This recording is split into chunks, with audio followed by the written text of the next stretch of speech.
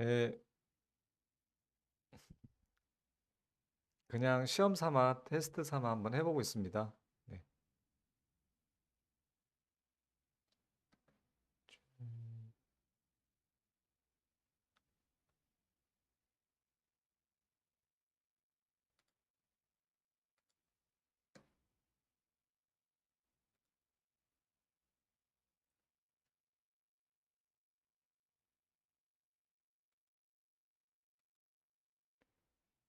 그 방송을 8시에 해달라는 분이 많아가지고, 8시에 하면은, 뭐 제가 쉴 시간이 없는데,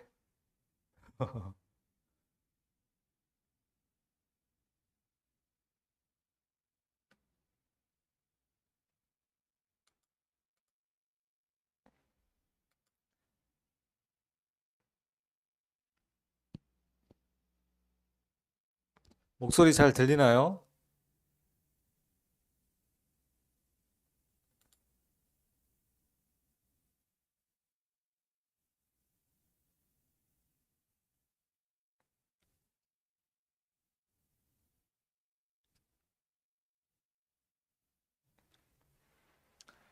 아무래도 토요일 쉬는 날이라, 갑자기 방송을 켜서 참여자가 많지는 않을 것 같습니다. 네.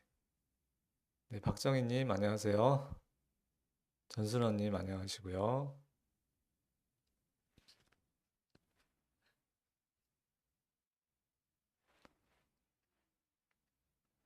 박정희님도 저희 환자분이시죠? 네.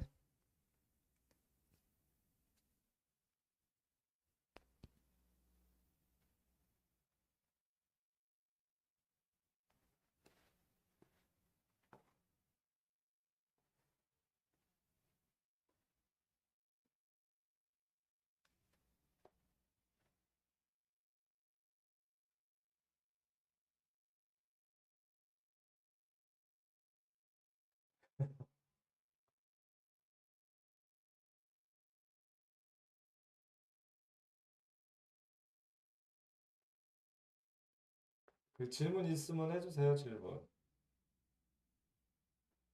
질문 있으면 해주세요. 네.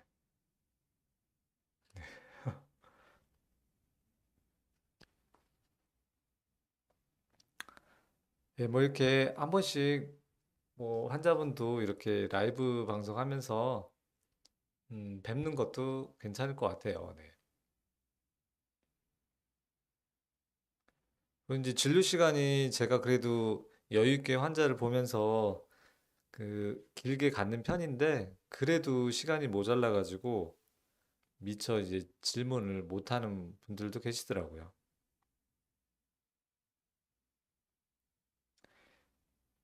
네, 예, 전순호님은 많이 힘드신 것 같아요. 네, 그래서 좀 밸런스를 좀 맞춰 보시고요.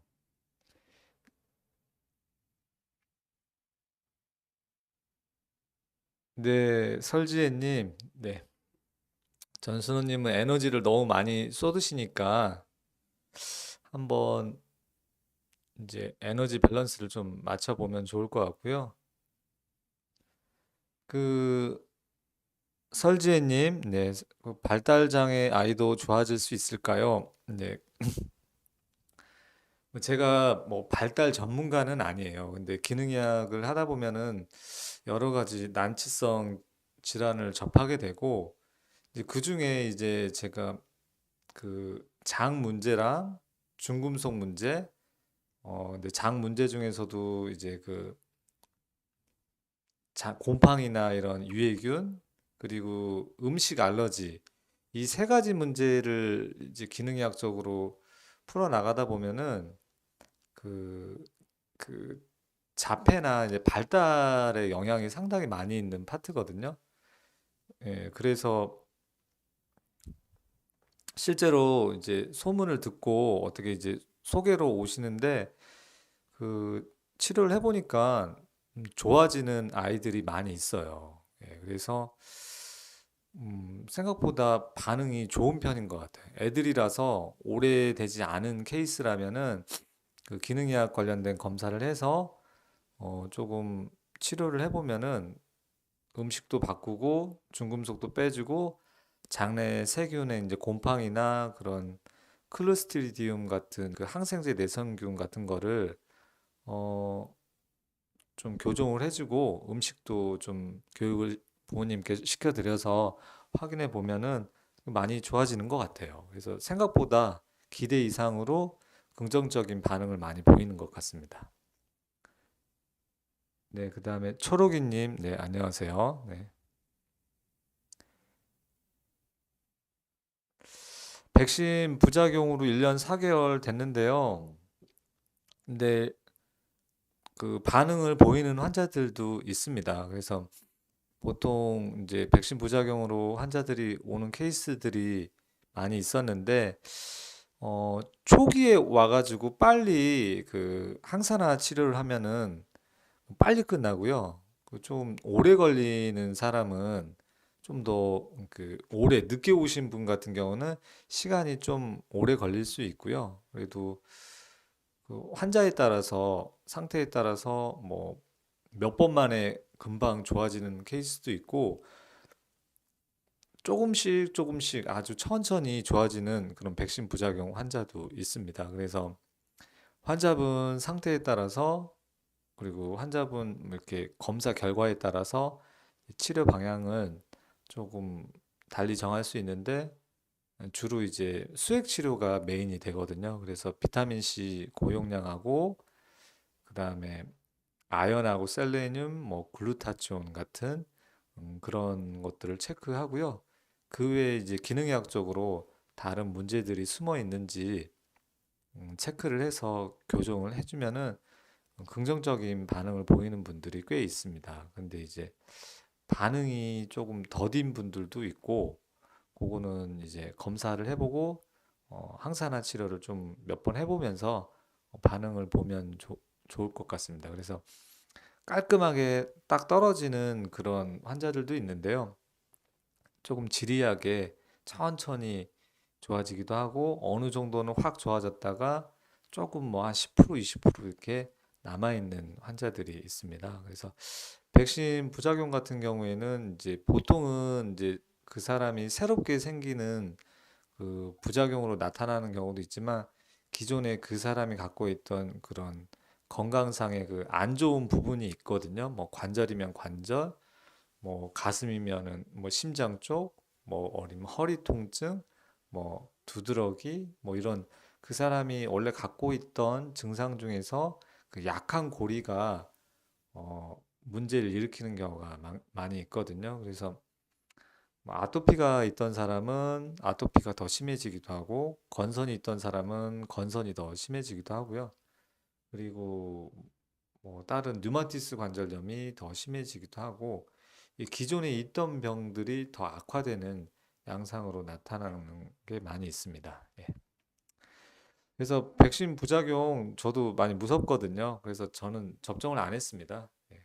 그래서 접종을 안 하고 무사히 코로나를 살짝 앓고 지나간 것 같아요. 그래서 개인의 선택인 것 같아요. 저 같은 경우는 백신을 안 맞으면은 백신 부작용이 제로잖아요. 그렇지만 백신을 맞았을 경우에는 뭐 그게 뭐 0.1%라고 해도 저한테 생기면 100%가 될 수 있기 때문에 저 같은 경우에는 충분히 기능의학적인 다른 좋은 방법들이 많이 있기 때문에 비타민 D를 고용량을 올려준다든가 아니면은 뭐 비타민 C를 먹는다든가 뭐 수액 치료도 있고 여러 가지 그 극복할 수 있는 코로나 감염이 됐을 때도 충분히 극복할 수 있는 방법이 있고 평소에 이제 제가 그 면역력을 조절을 하기 위해서 생활 습관이라든가 그런 것도 다 충분히 하고 있기 때문에 저는 걸려도 충분히 이겨낼 수 있는 그런 면역력이 있다고 생각을 하거든요. 그래서 코로나는 그렇게 겁나는 질병은 아닙니다. 그리고 실제로 환자를 보면서도 코로나 걸려서 온 환자들이 뒤늦게 이제 저한테 얘기를 해 주셔가지고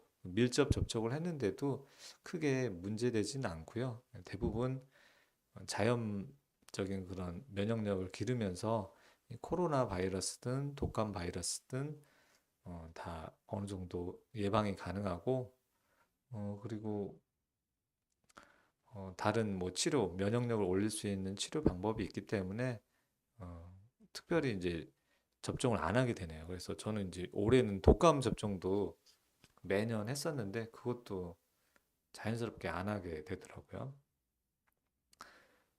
그래서 뭐 이걸 뭐 꼭 해야 된다, 말아야 된다 그런 문제라기보다 그, 그 상황이 좀 사람마다 다를 수 있거든요. 그래서 뭐 병원에 뭐 중환자실에 근무를 한다든가 뭐 요양시설이나 요양병원에 근무하는 그런 분들이라면은 뭐 접종을 하셔야 될 수도 있을 거예요. 근데 그런 직업적인 환경적인 특성에 의해서도 뭐 맞으실 분은 맞는 거고요. 대신 개인의 그런 자유권, 선택권은 제한하지 않았으면 좋겠습니다. 네.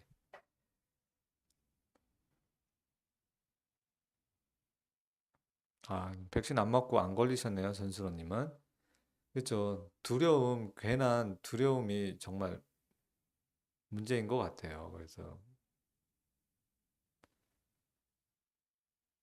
네, 그래도 치료가 뭐 꾸준히 면역 관리가 되면은 걸리더라도 좀 수월하게 지나가는 것 같습니다.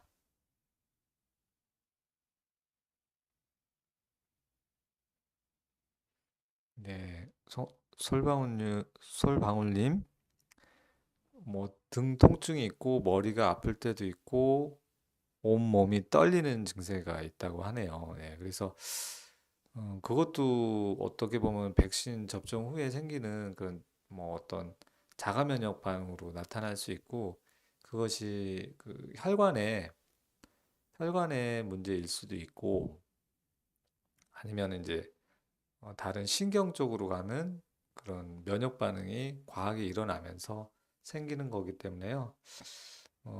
한번 항사나 근처 기능의학 병원에 가서 검사를 좀 해보시고 항산화 치료를 충분히 해보시면 되는데 조금 초반에는 좀 일주일에 한 두세 번 정도 이렇게 좀 많이 빨리빨리 이렇게 해서 그 수액 용량을 처음부터 세게 줄 수 없기 때문에 단계적으로 이렇게 좀 올려가지고 치료를 받아보시면 좋겠고요.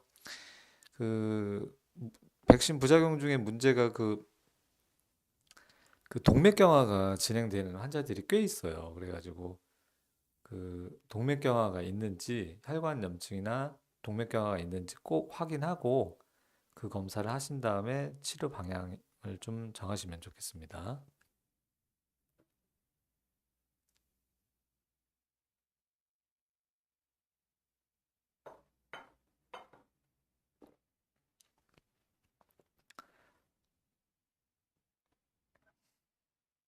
네, 뭐 또 질문 있나요?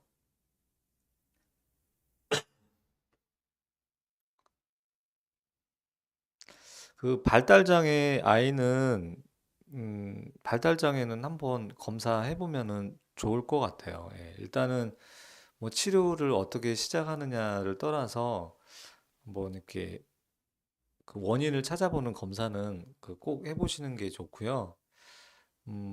안 해보면은 이게 있는지 없는지 확인할 길이 없거든요. 그런 검사 같은 경우에는. 그래서 검사를 해서 어떤 음식이 아이를 괴롭히고 있는지 혹시라도 그 중금속이 있는지 그 어떤 뭐 특히 뭐 전원주택에 살면서 이제 지하수를 먹는 그런 경우에는 특히 더 그럴 수 있거든요. 예, 그런 거는 이제 중금속이 조금 있을 수 있고 그리고 그 태어날 때 뭐 제왕절개를 했느냐도 영향이 좀 있고요. 그리고 음,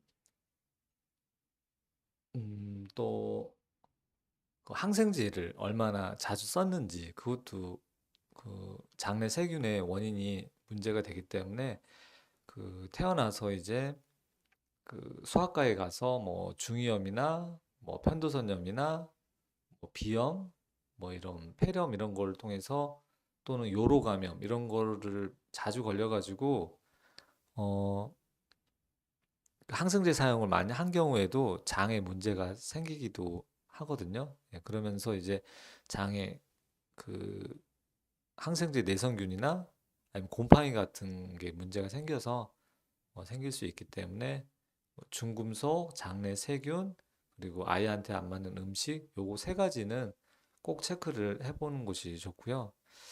중금속 같은 경우에는 그 전에 이제 혈액하고 머리카락 검사를 주로 했었는데 그 혈액하고 머리카락 검사가 그 몸속에 있는 중금속을 다 반영하지는 못하거든요. 그래서 몸속 조직에 있는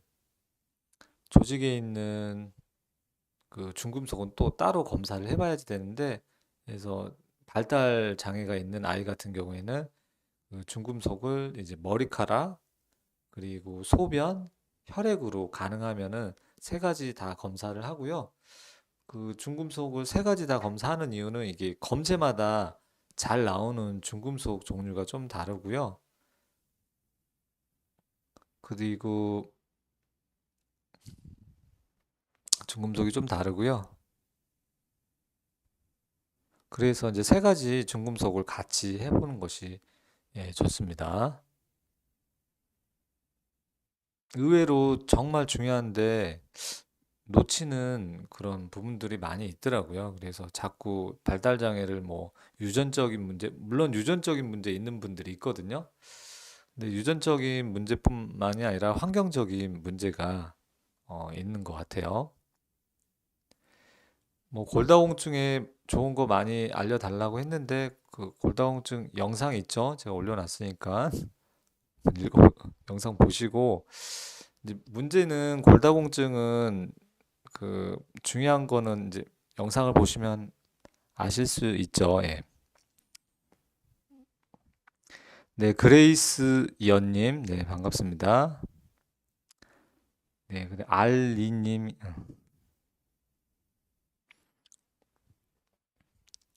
골다공증 얘기하면은 영상 보시면 알겠지만 골다공증 약을 먹으면은 파골세포만 억제를 해서 그 뼈의 질이 안 좋아져서 이제 부러질 수 있죠. 잘 부러지니까 오히려 골다공증 약 부작용이, 우리가 이제 골다공증 약을 먹는 이유가 뼈가 안 부러지려고 골절을 막기 위해서 먹고 있는데, 아이러니하게도 골다공증 약을 먹으면은 뼈의 질이 떨어져서 골절이 잘 생길 수 있고, 심지어 이제 턱뼈 괴사 같은 게, 그 괴사라는 건 아예 녹아서 없어지는 거거든요. 그래서 그런 경우에는 정말 회복이 불가능한 상태가 되기 때문에 그런 거를 생각하면은 그 골다공증 약이 조금 용량이 세지 않나, 과하지 않나 그런 생각을 하고요. 그래서 뭐 저 같은 경우는 용량을 뭐 한 3분의 1, 4분의 1로 좀 줄여서 일주일에 뭐 한 번 먹는 약으로, 가급적이면 이렇게 길게 먹는 약보다는 짧게 먹는 약으로 해서 일주일에 한 번 먹는 약을, 그것도 용량을 좀 줄여가지고 파골세포를 좀 억제하는 데 도움이 될 거고요. 그 다음에 이제 비타민 K2하고 비타민 A, D, K2 요거를 복합제를 잘 먹어서 칼슘 밸런싱을 잘 맞춰줘서 비타민 K2에 의해서 이제 칼슘이 이제 뼈에서 혈관에서 뼈로 잘 이동할 수 있게 해주고, 그리고 그 중력 부하가 걸리는 운동을 좀 해야겠죠. 예, 그래서 뭐 줄넘기 같은 걸 한다든가 뭐 계단 오르기 같은 걸 한다든가 해서 그 몸의 중심에 중력이 느껴질 수 있는 강도의 운동을 하셔서 뼈에 중력 작용을 자꾸 주는 그런 운동을 병행을 하고, 그리고 제가 강조드리는 낫또 있죠, 낫또. 예, 낫또 50g을 매일 한 팩씩 드시면 되겠어요. 그래서 영상에 다 나와 있는 거니까요.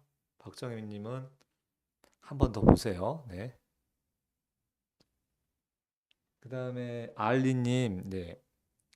종아리 정강이 부분이 저린다. 그리고 쑤신다. 몇 개월 이상 되었는데 혈관 문제인가요? 이렇게 어, 물어보셨네요. 네. 프리티 우먼님, 네, 반갑습니다. 그래서 이게 혈관 문제일 수도 있고요. 이제 약간 이 물론 이제 나이가 어떻게 되느냐에 따라서 좀 접근을 좀 달리 할 수 있는데요. 혈관 문제가 하나 있고요. 그 다음에 이제 이 허리 하부 요추 허리에서 신경이 눌려도 이렇게 저리는 증세가 있어요. 그래서 그 저리는 부분이 정강이가 이제 다리의 뒤쪽인지 앞쪽인지에 따라서도 신경 분포가 좀 다르고요. 그리고 언제 심해지고 언제 좋아지는지 그런 것도 따져봐야지 되고, 어, 그래서 신경하고 혈관을 크게 타겟으로 해서 검사와 이제 진찰을 해서 음, 원인을 찾아봐야 됩니다. 그래서 혈액순환 문제 가능성도 있습니다. 그래서 나이가 좀 있고, 그리고 뭐 고지혈증도 좀 있고, 그리고 그런 거를 이제 혈관이 문제인지 아닌지 먼저 확인하는 방법 중에 하나가 그 발목 혈압을 재보라 그랬죠? 다리 혈압. 그래서 발목 혈압을 쟀을 때 팔 혈압보다 비슷하거나 낮으면은 다리의 혈관이 좁아져 있고 동맥경화가 진행이 될 수 있다고 했죠. 그래서 제 채널 영상 중에 다리 혈압 측정하라고 하는 영상이 최근에 올라온 게 있을 거예요. 그거를 한번 보시면은 체크하는데 좀 도움이 되실 거예요. 그래서 혈액순환 문제일 가능성이 있기 때문에 집에서 간단하게 체크할 수 있는 다리의 혈액순환 문제는 그 발목하고 팔 혈압을 측정해보고 다리가 더 낮으면은 여기 다리에 혈관에 문제가 있을 수 있구나 이런 거를 의심은 할 수 있습니다. 그래서 정확한 거는 허리 엑스레이 사진을 좀 찍어보고 그리고 이제 혈압 비율도 좀 측정을 해보고요. 그리고 병원에서는 이제 맥파 전달 속도 검사라고 해서 혈류 속도 측정을 하면은 동맥경화 알 수 있고 그리고 이제 그 신경이 지나가는 그 위치가 허리에서 이제 허벅지 뒤로 해가지고 신경이 지나가는 그 주행 부위가 있는데 거기서 그 잘 눌리는 그 압통점 같은 것들이 있거든요. 근데 그런 걸 눌러봐가지고 진찰을 해서 눌러봐서 통증이 뭐 생기거나 심해지면은 이거는 신경이 눌려서 생기는 근육과 근육 사이로 지나가는 신경이 압박을 받으면서 생기는 신경 기원성 통증이구나. 이제 그렇게 판단을 할 수가 있겠습니다.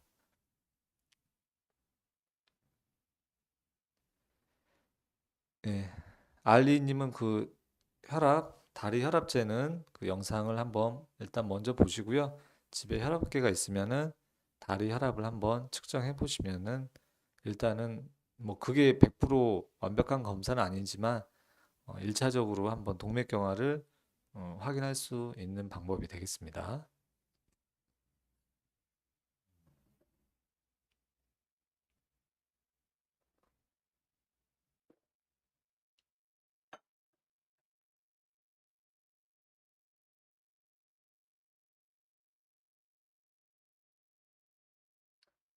또 다른 뭐 질문 사항 있을까요?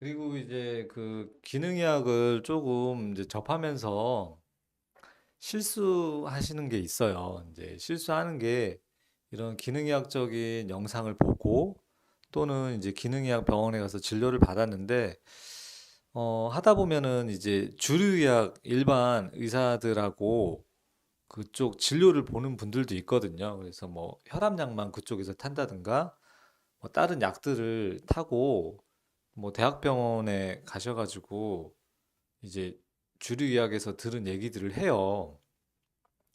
그래서 뭐 골다공증 약을 많이 먹으면 안 된다. 뭐 비타민 K2를 먹어라. 이제 그런 얘기를 하는데 이제 그게 좀 어렵죠. 예?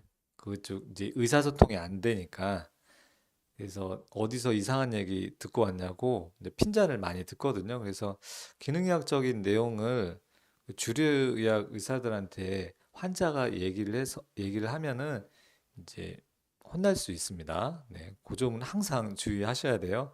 지금 내가 알고 있는 의사한테 물어보는 내용이 주류의학적인 내용인지 기능의학적인 내용인지 잘 구분을 하셔서 이야기를 하셔야지 주류의학에서만 얘기하는 거는 어, 좀 문제가 있을 수 있습니다. 음, 초록이님 질문 주셨네요. 치과에서 평평태선인데 오일 풀링이 효과가 있을까요? 음, 뭐 조금 도움은 될 거예요. 그래서 오일 풀링을 하면은 이제 구강 내 어떤 그 유해균 같은 것들을 많이 정리를 해주거든요. 그래서 그런 거를 해보시면은 일부 좀 도움이 되는데 평평대선 같은 경우에는 이제 검사를 쭉 해보니까요. 좋은 효과가 있는 분들도 있고 치료가 좀 더딘 분들도 있는데 어, 이게 평평대선도 만성 질환이고 복합 원인 질환이에요. 그래서 어떠한 원인 하나만 있는 것이 아니고 원인이 뒤죽박죽 섞여 있는 거예요. 그래서 만성 질환 이런 자가 면역 질환이라고 할 수 있는데 뒤죽박죽 원인이 섞여 있어요. 그래서 가장 흔하게 포함되어 있는 원인이 수은이에요, 수은. 그래서 수은 중독이 있는 경우에 그 자가 면역 질환으로서 구강 평평대선이 잘 생기고요. 그 외에도 뭐 장 문제라든가 아니면은 장 누수 문제도 있고요. 그리고 뭐 술을 많이 드시는 분도 있고 꼭 하나 연결되어 있는 게 그 자율신경 불균형이 생각보다 많아요. 그 환자들이 자율신경 문제가 있어서 교감신경, 부교감신경 균형에 문제가 있어서 그게 면역을 깨트리고 자가면역 같은 게 생겨서 구강평평대선으로 가는 사람이 있어요. 그래서 그런 자율신경 문제가 비중이 높은 사람 같은 경우에는 치료가 조금 더딘 것 같아요. 예, 그래서 그런 환자들이 잘 낫지 않고요. 그런 무드가 조금 안정적이면서 수은 중독이 유난히 딱 있고 이런 경우에는 수은 중독을 잘 해결을 하면은 개선이 되는 경우가 많습니다. 그래서 오일 풀링 같은 경우는 뭐 하나의 그런 좀 보조적인 옵션으로 생각을 해보는 거고요. 그것이 평평태선에 엄청나게 큰 효과가 있는 것 같지는 않습니다. 왜냐하면은 그거 이상으로 생기는 원인들이 있을 수 훨씬 더 많기 때문에 그렇거든요. 그래서 도움은 된다. 그래서 뭐 꼭 평평태선이 아니더라도 다른 사람들도 하고 있거든요. 저도 가끔 하고 있고요. 그래서 도움은 될 수 있다. 하지만 치료의 그 영역 중에서는 조금 다른 부분들이 훨씬 큰 것이 더 많다. 예, 그렇게 이해하시면 되겠습니다. 예, 로즈님, 네, 지각하셨네요. 네,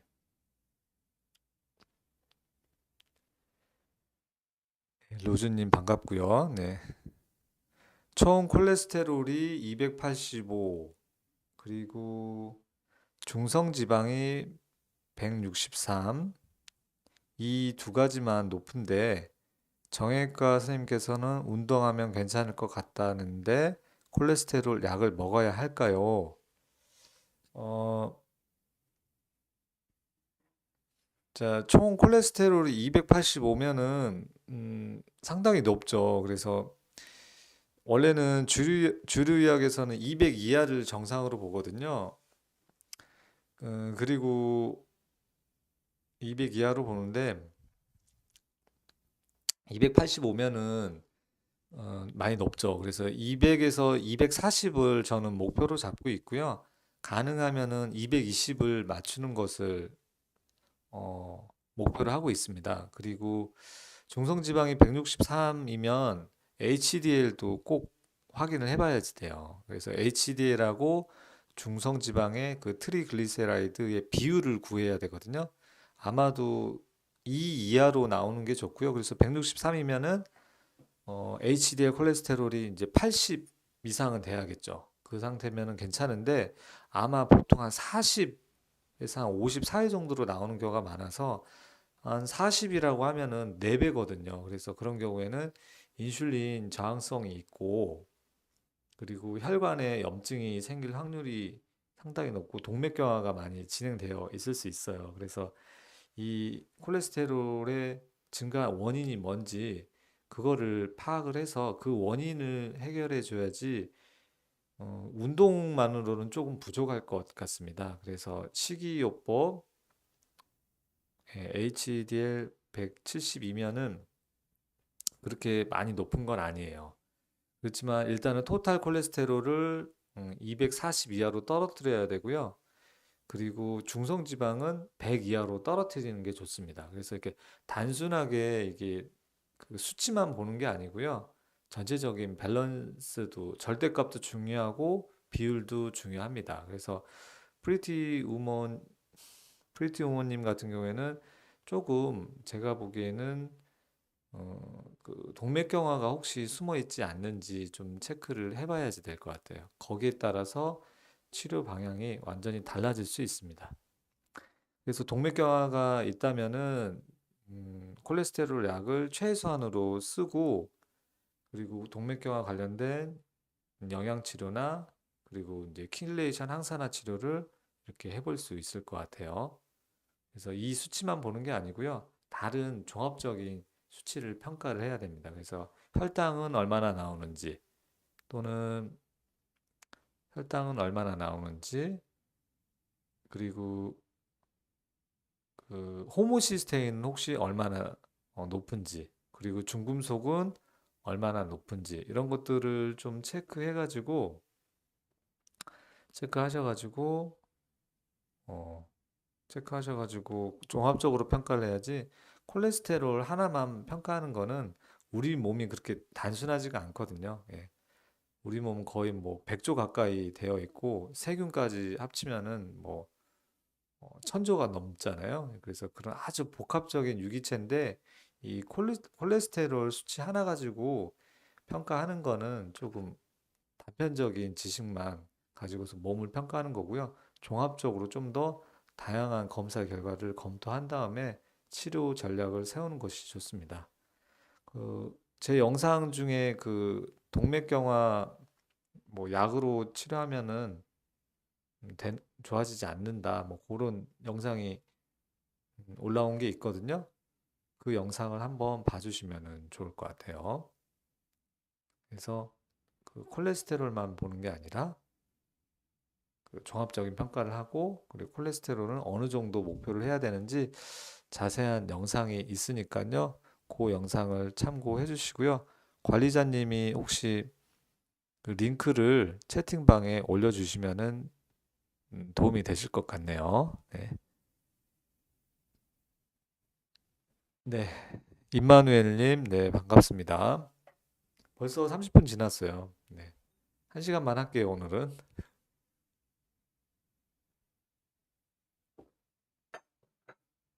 테스트 삼아 예전에 라이브 방송으로 강의 형식으로 한번 방송을 한 적이 있는데, 어, 그때 하고 좀 힘들더라고요, 생각보다. 생방송이니까. 그래서 굳이 이제 강의 내용을 라이브로 할 필요는 없을 것 같고요. 그래서, 어, 근데 이제 좀 더 소통을 늘리기 위해서 그 이렇게 한 번씩 시간 날 때 라이브 방송하고 이제 평소에 뭐 궁금했던 내용이라든가 영상에서 잘 이해가 안 됐다든가 아니면은 이제 본인들이 갖고 있는 건강상의 문제를 이렇게 질문을 해주시면은 충분히 답변을 할 수 있을 것 같아요. 네.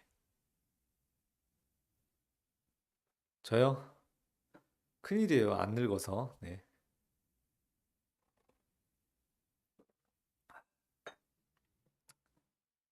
네, 개원한 지가 이제 11년 다 돼가는데 일찍 개원하긴 했는데 영양제를 많이 챙겨 먹어서 그런가 잘 늙지는 않습니다. 예, 그래서 네, 아무래도 그 영양제 기운으로 네, 젊음을 유지하고 있는 것 같습니다.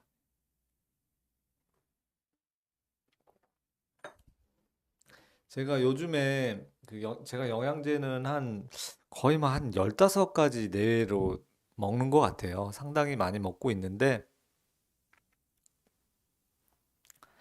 영양제를 많이 먹고 있는데 이제 그 중에서도 가장 요즘에 애착이 가는 영양제가 있어요. 네, 그거는 바로 네, 올리브 오일이에요. 네. 그래서 제가 카페에다도 그 카페가 있거든요. 저희 혹시 네이버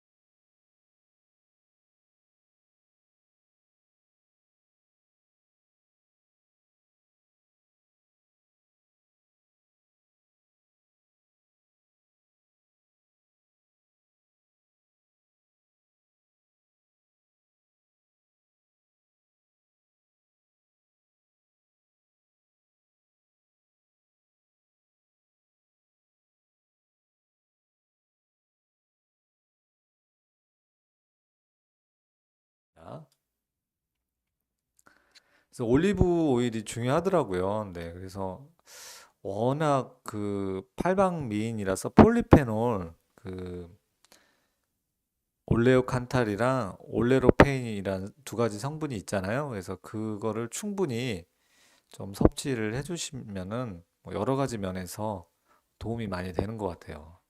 저는 그거를 먹는 이유가 이제 주로 이제 혈관 문제에 있는 분들한테 강력하게 추천을 드리는데 혈관 문제뿐만 아니라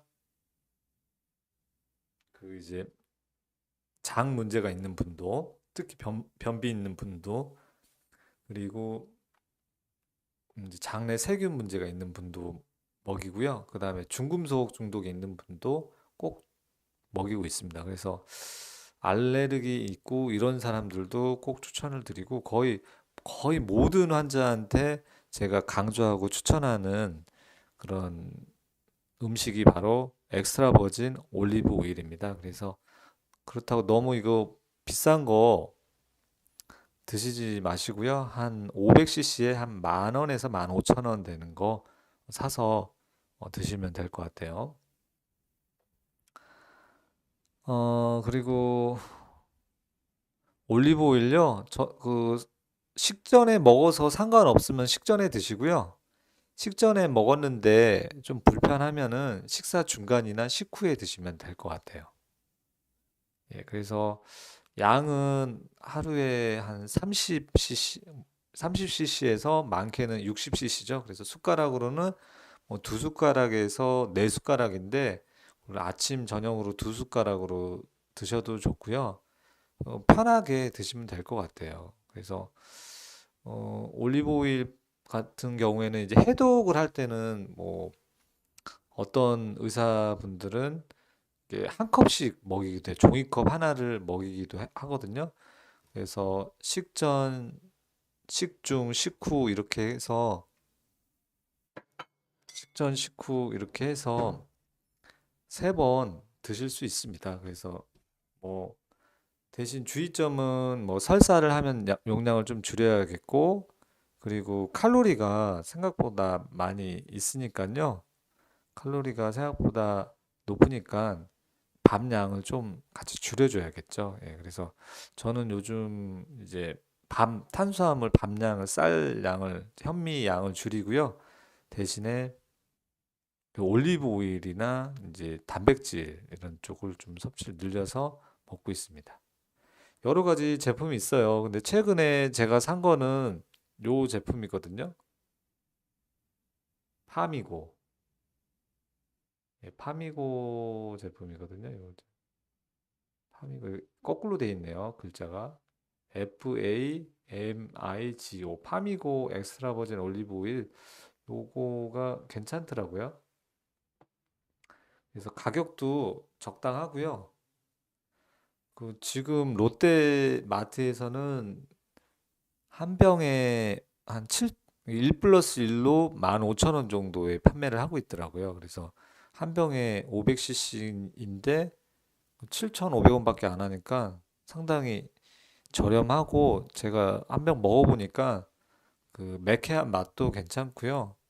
전체적으로 괜찮더라고요. 실제로 요 안에 그 건더기 같은 올리브 오일, 올리브 그것도 같이 들어있더라고요. 그래서 요 제품 추천하고요. 적절하게 뭐 한 500cc에 만에서 15,000원 정도 그렇게 되는 제품을 고르시면 되고요. 아니요, FAMIGO예요. R 안 들어갑니다. R. 파미고라고 돼 있어요. 파미고. 네, R은 안 들어가요. 그래서 네, 파미고. 그 근처에 롯데마트 있으면은 한번 그 올리브 오일 코너에 가셔가지고 그 행사하고 있을 가능성이 있거든요. 그래서 한번 저는 그 잠실에 롯데백화점에 있는 롯데마트 가서 구입을 했거든요. 그래서 그 근처에 사시는 분은 한번 가서 한번 알아보시면은 좋을 것 같습니다. 김태현님, 예, 예, 안녕하세요, 김태현님. 닥터 까막눈 영상 보다가 서울에 계신 선생님 알게 되었는데 건선 치료가 가능할까요? 15년 정도 되었습니다. 네. 건선 이제 원인이 어떻게 되느냐에 따라서 치료가 잘 되는 사람은 정말 잘 돼요. 예, 한 15년 이상 되신 분도 잘 되는 사람은 정말 잘 돼요. 그래서 만성 질환이잖아요. 건선이 난치성 질환이고 만성 질환인데 원인이 이렇게 하나만 있는 게 아니거든요. 이게 복합 다인자 질환이기 때문에 어, 복합적인 다인자 질환이기 때문에 건선이라고 해도 그 사람이 갖고 있는 원인이 다 다를 수 있거든요. 그래서 중금속이 있으면은 중금속을 빼줘야 되고요. 그리고 장누수는 거의 깔고 있거든요. 장에 곰팡이가 있으면 그것도 제거해주고, 장누수가 있으면은 해당되는 음식을 찾아가지고 배제시키를 해줘야 되고요. 네, 그래서 이제 그리고 또 비타민 D 내성이 있는 분들도 있거든요. 그래서 비타민 D 내성이 있으면은 그것도 진단을 하고 거기에 맞춰가지고 치료를 하면은 어, 긍정적인 그런 반응을 보이는 환자도 있고요. 치료가 잘 어려운 환자도 있습니다. 그래서 원인을 하나하나 찾아가지고 해결을 하면은 좋아지는 케이스도 많이 있습니다. 네. 그리고 제가 뭐 인상 깊게 치료했던 건선 환자는 암 환자였어요. 암 환자였는데 이분이 이제 건선이 한 30년 됐는데 30년 됐으니까 포기하고 그냥 살았던 거예요. 그래서 약간 물방울 건선 같은 게 전신에 퍼져 있었는데 이분 같은 경우는 이제 암이 이제 사기 암 환자였는데 이제 수술을 해서 이제 폐 쪽으로 암이 전이가 돼서 암 수술을 하고 면역을 키워가지고 암을 예방하기 위해서 제 병원에 왔어요. 그래서 암 면역 치료를 해드렸거든요. 근데 그 환자분이 제가 가지고 있던 건선이 30년 정도 됐는데 그게 지금 다 나섰다고 그렇게 얘기를 하시더라고요. 그래서 그분도 내내 치료가 식이 조절하고 중금속 빼고 그리고 장누수 음식 안 맞는 음식 빼주고 세균 정리하고 이렇게 해서 몸을 건강하게 만들었더니 덩달아서 이제 건선이 좋아진 케이스가 있었습니다. 예. 그래서 건선도 기능의학으로 치료가 어느 정도는 충분히 가능하고요. 그렇지만 그 사람이 갖고 있는 원인이 좀 다양할 수 있어서 아직 최대한 저도 공부를 하고 해서 이제 건선에 관련된 내용을 많이 알고 있지만 아직까지 다 밝혀진 부분이 모든 게 다 밝혀진 게 아니기 때문에 제가 놓치고 있는 부분이 있을 수도 있습니다. 하지만 거의 대부분 그 어느 정도 그 자가 면역 질환에 해당되는 그런 건선은 치료 반응이 그래도 좋은 편에 속합니다. 그래서 한번 치료를 해보시면은 도움이 될 것 같습니다. 네, 박해피맘님, 네, 반갑습니다. 네.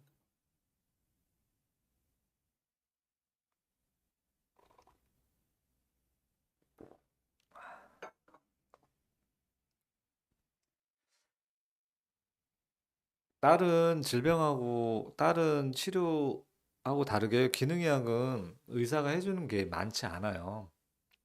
의사가 해주는 거는 한 30% 정도고요. 그 길의 방향을 제시하는 정도고, 그 길을 걸어가는 거는 환자분이 할 일이거든요. 그래서 알려준 대로 환자분이 얼마만큼 적극적으로 잘 하느냐에 따라서 치료 결과가 확실하게 달라집니다. 예, 로즈님이 위에서 회사에서 나오는 음식이 밀가루가 많고 안 먹을 수 없더라고요. 예, 그러셨습니다. 도시락 싸갖고 다니시면 돼요. 네.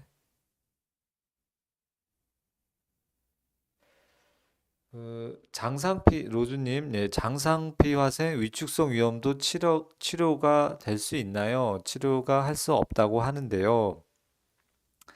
그 제 영상이 장상피 화생 그 관련된 영상이 있거든요. 그래서 저는 장상피 화생 위축성 위염은 크게 세 가지로 나눠요. 첫 번째, 치료할 필요 없는 위축성 위염이 있어요. 또는 치료가 필요하지 않는 장상피화性위축성 위염이 있어요. 그걸 이제 A 단계로 분류를 해요. 그래서 그런 경우는 치료를 하지 않고 식이요법 위주로 알려드리고요. 이제 눈으로 살짝 보이는 장상피화생 위축성 위염이 있어요. 그러면서 헬리코박터 문제랑 위산 문제가 있다면은 그 문제를 해결을 해주면은 어, 국소적으로 있는 장상피화생과 위축성 위염은 완치가 어느 정도 가능합니다. 근데 이제 한참 진행이 돼서 어, 장상피화생의 면적이 넓고 위축성 위험이 심한 경우에는 치료가 어려워요. 그런 거는 치료가 어렵고, 그런 케이스 같은 경우에는 치료를 목적으로 하는 게 아니고요. 완치를 목적으로 하는 게 아니라 유지 관리를 잘 해서 암이 생기지 않도록 관리하고 예방하는 치료를 하셔야 합니다. 그래서 장상피화생이 치료되느냐 안 되느냐, 그거는 이제 단계에 따라서 다르다는 거 말씀드리고요. 제가 개인적으로 이제 분류하는 방법은 A, B, C로 이렇게 제 분류법으로 분류를 하고 있고요. 그래서 A는 치료가 필요 없다. 식이요법만 잘하면 된다. B는 적극적으로 치료해서 완치가 될 수 있다. C는 치료가 안 된다. 그러니까 유지 관리하고 더 나빠지는 것을 막고 암을 예방하는데 목적을 둬야 한다. 이렇게 해서 단계에 따라서 치료 방향이 달라질 수 있다. 그렇게 이해하시면 되겠습니다.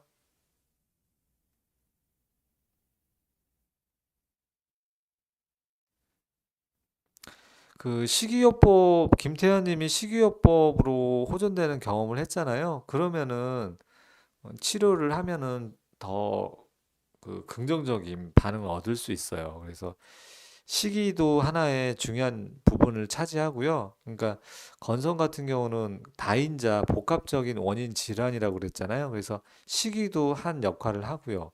그다음에 중금속도 한 역할을 하고, 장내 세균, 장누수, 자율신경, 동맥경화, 환경오염, 이렇게 뒤죽박죽 퍼즐이 어, 흩어져 있기 때문에 그런 것들을 찾아가지고 치료를 하면 되겠습니다. 네, 엘리사 박님, 네, 반갑습니다. 비문증이요.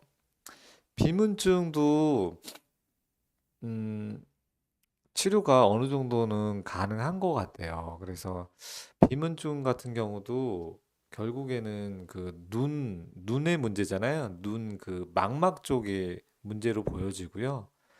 그래서 망막 쪽의 문제이기 때문에 그 망막 쪽 문제는 결국에는 망막 쪽의 혈관 문제일 가능성이 커요. 그래서 망막 혈관을 체크를 하고 그 혈관을 개선시켜주는 항산화 킬레이션 치료를 한다면은 어, 많이 좋아질 수 있을 것 같아요. 그래서 그 저는 뭐 이런 케이스가 많은 편은 아니고요. 우리 닥터 까막눈 원장님 같은 경우에는 여기에도 올리브 오일을 2숟갈씩 먹이고 계시거든요. 그거 한번 드셔보시고 그 다음에 제가 영상에 눈 운동 영상이 있거든요.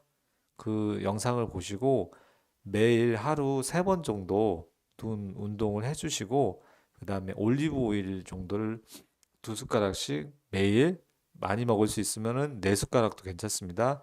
2숟가락씩 2숟가락씩 아침 저녁으로 드시면서 눈 운동을 먼저 좀 해보시면은 좋을 것 같습니다. 그 관리자님이 그 눈 운동 영상 링크도 한번 걸어 주시고요. 그리고 먼저 그걸 해보시고 안 되시면은 한번 이제 검사를 받아보고 뭐 중금속이나 뭐 이런 걸 좀 체크를 해봐야겠죠.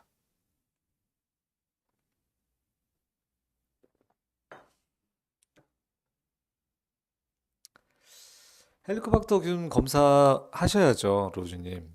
근데 헬리코박터 검사가 쉬우면서도 어려워요. 그래서 저 같은 경우는 헬리코박터 검사를 교차 크로스 체크를 많이 하거든요. 그래서 조직 검사의 내시경도 보고 내시경의 조직 검사, 그다음 내시경 사진, 그다음에 헬리코박터 항체, 그다음에 위산 비율 이런 것까지 체크를 하거든요. 그래서 최근에도 오늘도 오신 분이 오늘인가 어제 오신 분 오늘 오셨나? 그분도 10년 동안 매년 위내시경 했는데 저희 병원 와서 헬리코박터 진단받고 치료를 하고 완치가 됐거든요. 그래서 헬리코박터 같은 경우에는 그 한 가지 검사만 하면 안 되고 그 몇 가지 검사를 크로스 체크해 가지고 검사를 좀 확실하게 매듭을 짓는 것이 중요합니다.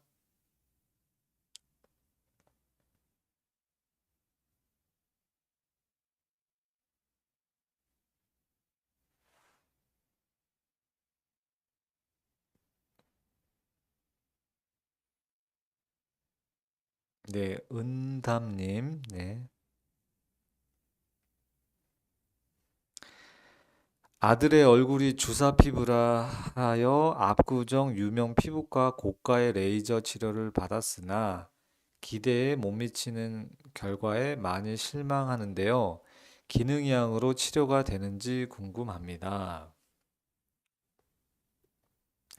주사 피부염도 예, 치료를 하면은 잘 반응하더라고요. 네.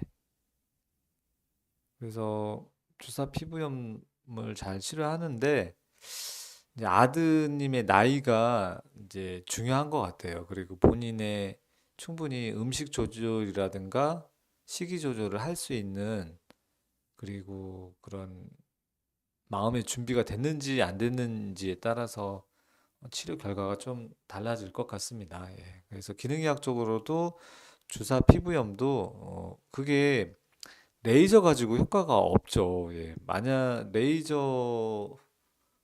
레이저 가지고는 효과가 없을 거고요. 이게 피부 겉의 문제가 아니라 장 쪽에 있는 문제고 자가 면역 반응, 장 누수 이런 문제가 있는데 겉에 아무리 치료를 해봐야 그 사람이 먹고 있는 음식이라든가 뭐 이런 염증 이런 거를 조절해 주지 않으면은 일시적으로 좀 좋아지다 마는 것이고요. 근본 원인을 그장 문제 쪽을 좀 찾아가지고 치료를 해보고요. 특이한 경우는 그 주사 유발하는 세균 같은 게 있을 수 있거든요. 그런 세균이 있다면은 세균을 타겟으로 하는 항생제를 좀 써가지고 치료를 하면 되겠습니다. 그래서 한번 가까운 기능의학 병원에 가셔서 검사를 받아보고 치료를 하면은 도움이 될 것 같습니다. 건선 치료하려면 보통은 자가 면역 질환이기 때문에 기본적인 혈액 검사를 해서 몸 상태를 보고요. 그 장 누수하고 중금속 요런 거를 좀 검사를 해보시는 게 좋을 것 같습니다. 필요하면은 장내 세균인 그런 곰팡이나 이런 유해균이 있는지도 체크를 해보고요. 그래서 먼저 그 문진을 통해서 어떤 라이프 스타일을 살고 있는지, 어떤 음식을 먹고 있는지 그런 걸 먼저 파악을 하고요. 그리고 몸에 이제 아까 말씀드렸던 장 문제, 중금속 문제, 뭐 자율신경 문제 뭐 이런 것들을 체크해서 하나하나 해결해 나가면은 뭐 좋은 결과가 있을 것 같습니다.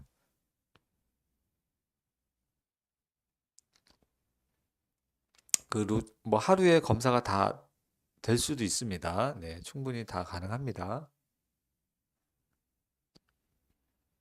네, 공복에 가야 되는데요. 그냥 오시면 안 돼요. 네, 저희 병원 같은 경우는 예약으로 운영하고 있으니까요. 예약을 하고 오셔야 돼요. 네, 하이브리드님, 네, 반갑습니다.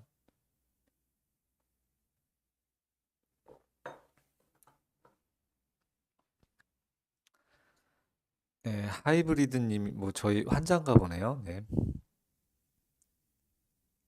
그리고 뭐 28세면은 그나마 좀 낫습니다. 예, 20대 초반이면 정말 어려운데 28세면은 한번 검사를 하고 치료를 하면은 될 것 같습니다. 네.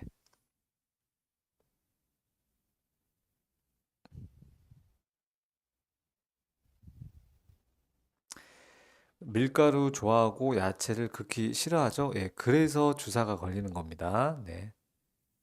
일단 밀가루부터 좀 끊어보면은 어떨까 싶어요. 예, 밀가루만 좋아하진 않겠죠. 밀가루 좋아하시는 분이.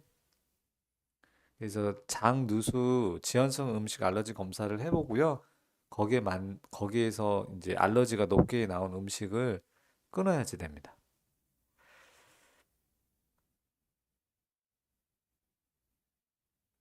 음, 아들 그게 저는 이제 이렇게 준비가 안 된 분은 오셔도 소용이 없어요. 저는 이제 이런 분들은 병원에 오는 거를 추천드리지 않습니다. 이렇게 엄마나 아빠 뭐 이런 가족의 손에 억지로 끌려오시는 환자분들은 대부분 경과가 안 좋아요.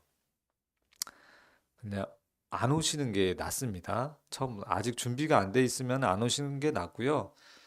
천천히 한번 그 관련 영상이나 이런 것들을 좀 보내주기도 하고 설명도 한번 어머니께서 이해를 하셔가지고 설명을 해보고 이게 조금씩 조금씩 계속 이야기를 해주셔야 돼요. 처음에 안 듣죠, 당연히. 자기 고집이 있고 또 보통 부모님하고 사이가 안 좋으니까 어머니, 아버지가 하는 얘기는 잔소리로 들리잖아요. 그러니까 조금 편안하게 좀 이야기해 주셨으면 좋겠고요. 천천히 이렇게 요렇게 하면은 좋아질 수 있다더라 해가지고 관련된 그런 영상들이라든가 그런 걸 조금씩 조금씩 소개를 하고 설명을 해주면서 조금씩 조금씩 이렇게 물이 들어야죠. 그래서 반복적으로 이야기를 해주셔서 본인이 이거 한번 해봐야겠다 하면 도움이 되겠는데 이런 마음이 있어서 와야지 억지로 이렇게 팔에 끌려 와가지고 그런 경우는 그 치료가 잘 되지가 않습니다. 그래서 천천히 이야기해 보시고 마음의 준비가 되면은 그때 오는 게 좋겠습니다. 대부분 이렇게 안 좋더라고요, 경과가. 예, 그리고 저도 그런 환자들 보면 너무 힘들어요. 네.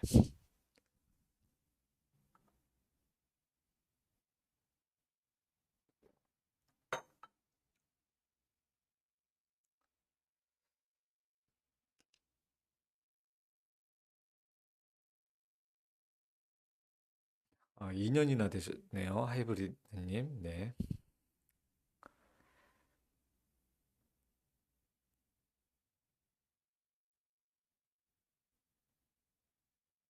네, 본인이 조금 느끼고 마음의 준비가 돼야죠. 왜냐면은 기능의학 같은 경우는 의사가 해주는 역할은 30%라고 했잖아요. 30% 정도 역할을 하는 거고, 환자분이 해야 되는 역할이 70%인데 준비가 안 돼 있는 사람은 이 70%를 수행해 내지 못해요. 실천하지 못하기 때문에 70%의 역할을 할 준비가 되어 있는 사람이, 그런 간절함이 있고 치료 의지가 있는 사람이 치료 경과가 좋지, 자기는 뭐 어떤 마음의 준비가 안 돼 있는데 의사가 해주는 영양 처방만 대충 먹고 뭐 수액 맞고 이런다고 좋아지지 않거든요. 그러니까 꼭 마음의 준비가 되신 상태에서 오시면 좋겠어요. 근데 그쵸, 까막눈 원장님, 닥터덕 원장님, 그리고 좋은 분이고요. 뭐 저도 한참 선배예요. 예. 한참 선배분들이시고, 그리고 이제 그 한 달에 한 번씩 줌 미팅 같은 걸 하고 있거든요. 그래서 이제 서로 이렇게 의견도, 의학적인 그런 지식에 관한 교류도 하고요. 그리고 환자분들도 서로 좀 보내주고 있습니다. 그래서 제가 이렇게 저기 하동으로 보내기도 하고 포항으로 보내기도 하고 있습니다. 근처에서 연락이 오면은 그쪽으로 안내하고 저희한테 왔다가 이제 그쪽으로 보내기도 하고요. 반대로 이제 포항이나 하동에서 이제 저한테 이렇게 오시는 환자분들도 있고, 그렇게 해서 서로 이제 환자들 데이터도 공유를 하고,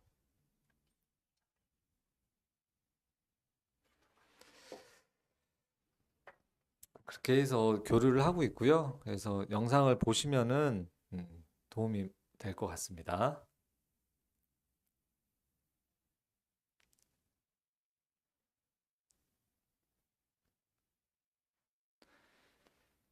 네, 벌써 1시간 지났습니다. 네. 벌써 그냥 적당히 이렇게 끝내려고 했는데 생각보다 질문이 많으시네요. 네, 오늘은 이렇게 테스트 삼아 라이브 방송을 해봤고요. 네, 다음에도 또 뭐 일주일에 한 번은 좀 많을 수도 있고, 그래서 뭐 수요를 파악해서요. 뭐 일주일에 한 번이든 뭐 2주에 한 번이든 이 정도 라이브 방송을 해보도록 하겠습니다. 네. 그래서 뭐 제가 일방적으로 강의하는 것보다 이렇게 질문을 듣고 이제 답변을 해주니까 네, 할 얘기가 많이 있네요. 예, 그러면은 오늘은 9시가 넘었으니까요. 오늘 여기서 마무리하고요. 그러면은 다음 시간에 또 뵙도록 하고요. 라이브 방송은 네, 가끔씩 하도록 하겠습니다. 예, 그래서 뭐 크게 부담 없이 하면 될 것 같네요. 예. 네.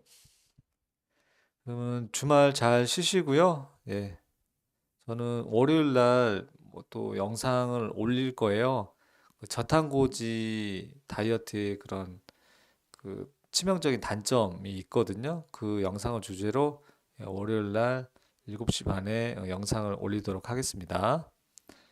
예, 그리고 봐서 한 뭐 평일이나 토요일 정도 한 8시 정도에 한가한 시간에 또 라이브 방송을 켜도록 하겠습니다. 네, 감사합니다.